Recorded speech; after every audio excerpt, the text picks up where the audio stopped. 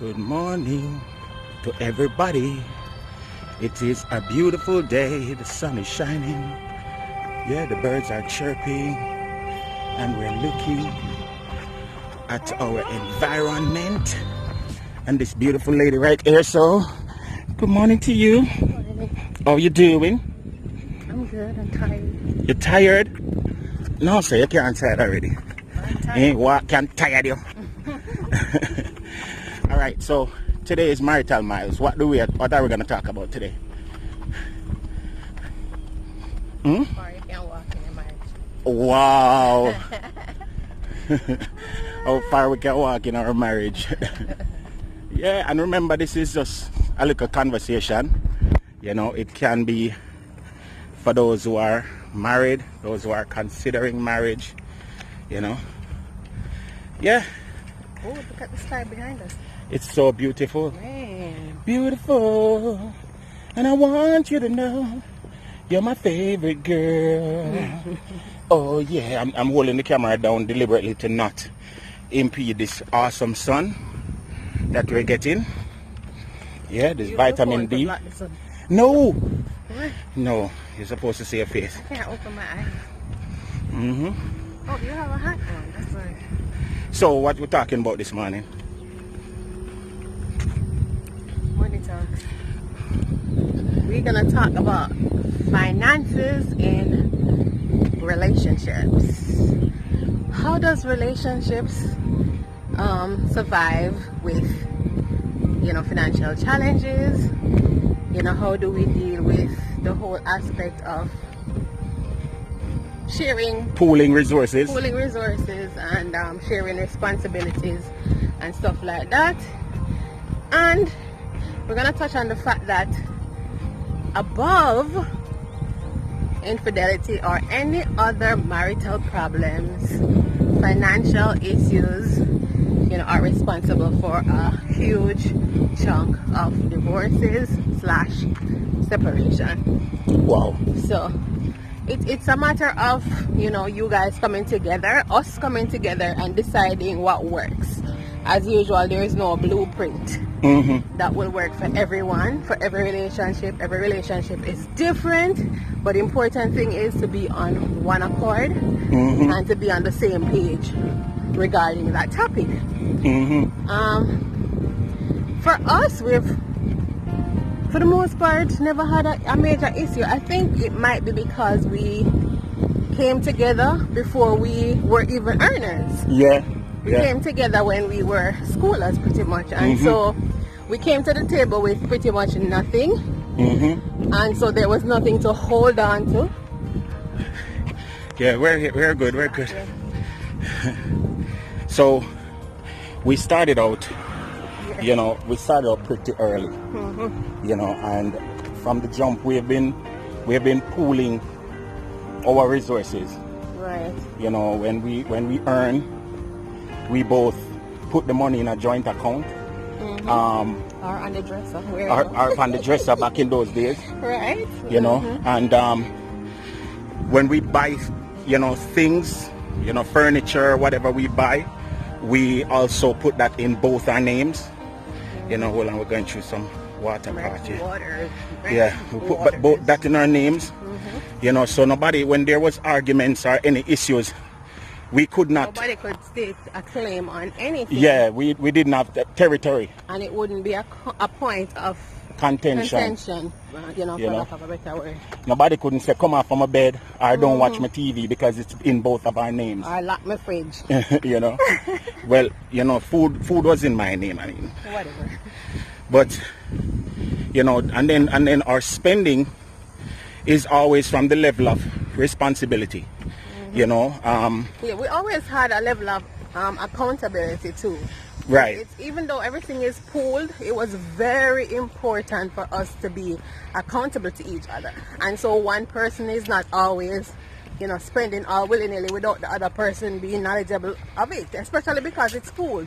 Right. For those people who tend to separate their resources or their income, then one person can do whatever they want to do as long as they meet the agreed responsibility. Like if I'm supposed to give half of the rent, half of the bills, Once you give that, then everything else is yours, basically. Pretty much, yeah. But when we pool it, then even if I stop on the street, for instance, and I, for instance, arbitrarily, good morning, I arbitrarily buy something on the street, then I'm going to also let her know that, yeah, I spent this amount, not because she's the boss, well, she's the boss, but because of accountability, and that way we don't find resources being eaten up or an imbalance in managing, the resources, but for many persons, especially in this America, we are cultured in my account, your account, my money, your money, and when you come together, especially in a climate where a lot of times women are earning more than men, women are in more steadier jobs than men, you find that people start to draw lines in the sand. Right. Don't touch this, don't touch that, don't do this, don't do that, do spend here, don't spend there, and there are unnecessary resentment that starts to build up. And sometimes the female tend to want to skew the role in the marriage or in the relationship because of their earning potential or the fact that they earn more. They want to feel as if to say, okay, we call the shots. I am the head of the household and I make the decisions, and pretty much the Bible clearly states that the male is the head of the household. This will be very controversial for a lot of people. Because not everybody, not everybody subscribe to that. Yeah, subscribe to that, But being the head of the household is not a place or a point of dominance. Right. It's just a point of putting a person at a responsible position to guide, to lead, and to shelter. A leading again is not without counsel. Men not supposed to just take up themselves and just do things, without talking to their wives. Chances are, if the relationship is at the place where it should be, usually, even if the man assumes the role of the head of the household, he normally passes the reign to the female anyway. Like, for instance, she will say, babes, I want to do something. I'm going to say, do you want to do? Yeah. It's not from the level where she's saying it to ask my permission. Is that she's just making me aware that she's going to do something. And when I say do what you want to do, it's not from the level where I am okaying it in the sense where, I'm dominant. Right. But in the sense where I'm approving of her decision. Right. And so it's a complicated thing, and everybody have to work out according to their situation, their personal situation with their spouse. There's something else that I wanted to touch on regarding finances, and it's the whole thing about my money is my money and your money is my money, our money. Right? And that can be very dangerous. That can be the cause of contention again, and there's somewhat of an inequity there. You understand me? If the Bible does say the two become one, I believe it should be that case in all facets of the relationship. The two shall become one. Yes, you need your own. Don't get me wrong.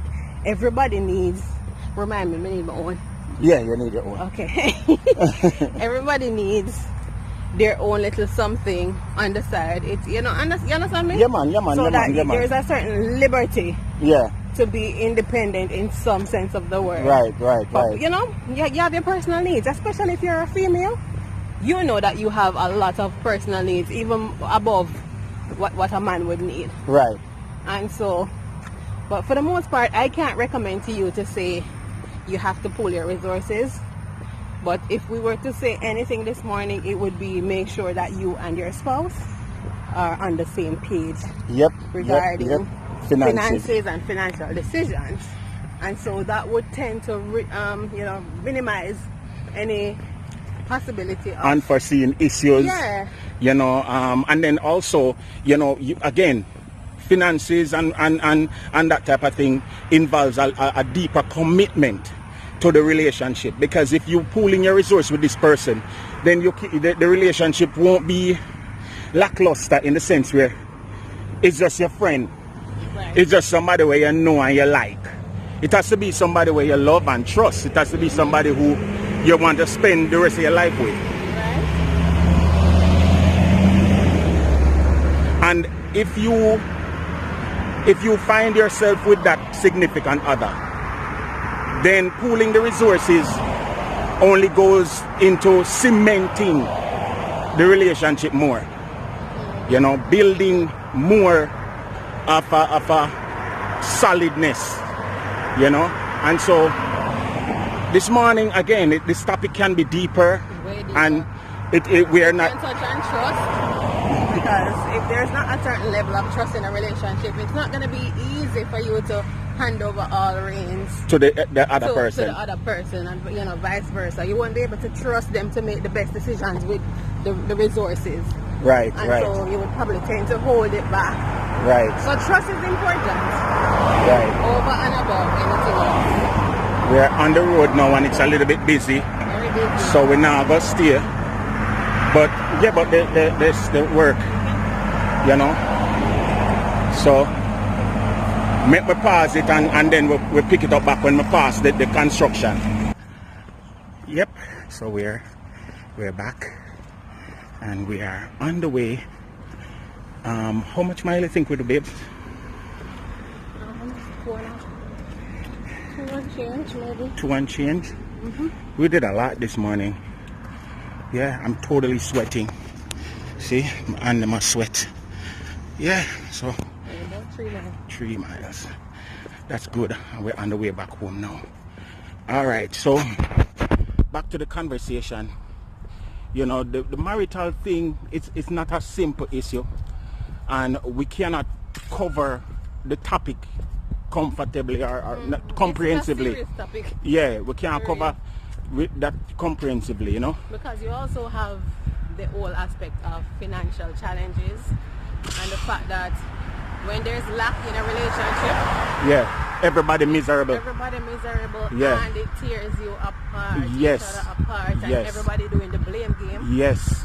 And you know, for solid. If you're not solid, go to the store for instance and me see something me want to pick up and she said no, we can't pick that up because and not from the level where again she's being autocratic, but from the level where we can't pick it up, we don't have the money. And then me get frustrated, carry around a little bit of resentment. Oh, me not get to buy what me want buy and me a work and this and that. Them something there. Trust me, those things, it eats at the relationship. You wake upset for a whole day because you didn't get what you want. No, I'm serious. You know, and so God is so good because personally we have had a lot of challenges. You know, we have made a very big move in our lives, and in order to facilitate that move, it requires even more so.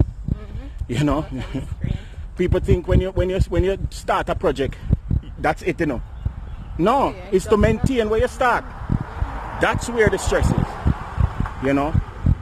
And we have to just make it work, you know. But at the end of the day, if we both realize that our fight is not from within, you know, financial issues shouldn't tear us apart. Don't come with the blame game, and you know, if anybody made this bad financial decision 3 years ago, oh Lord, this would not happen to it today. Oh Lord.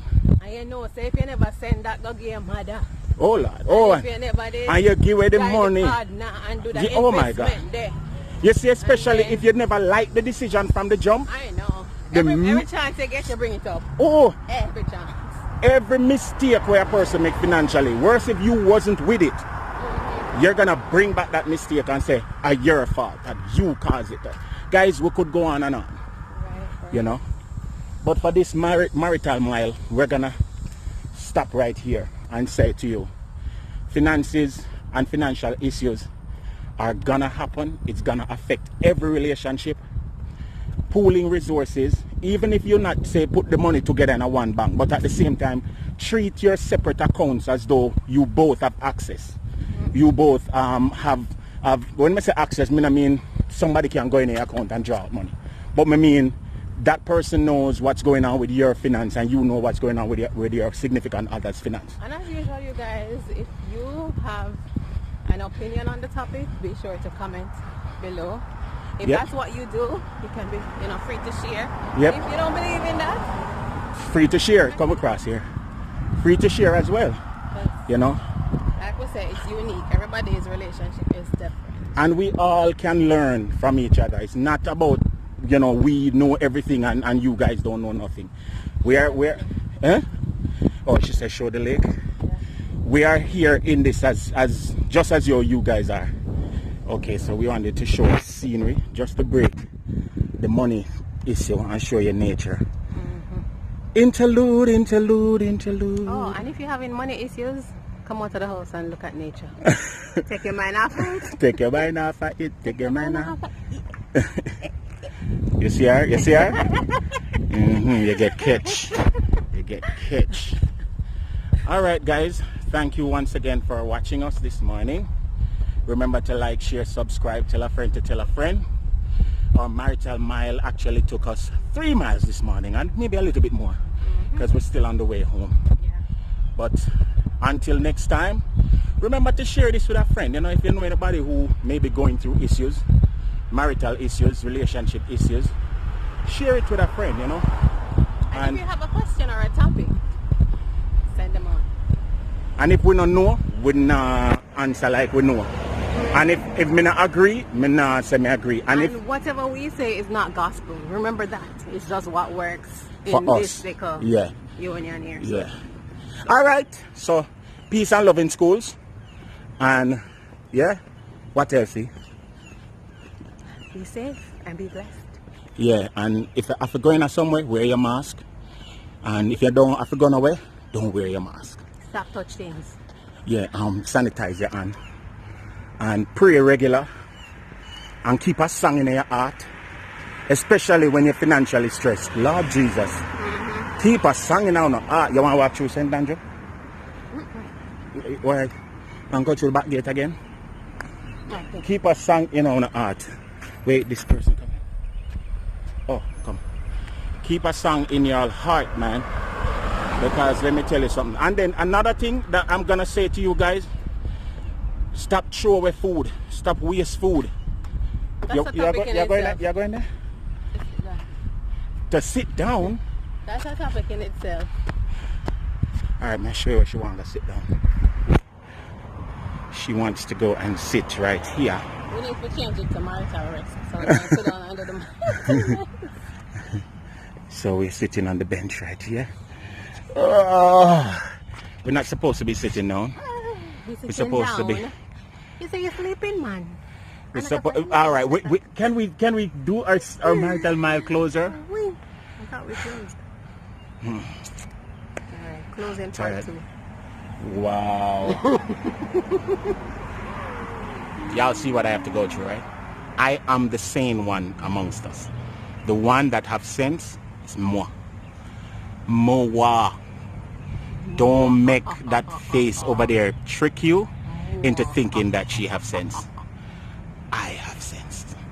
Guys, thank you for watching. Be blessed. Peace out.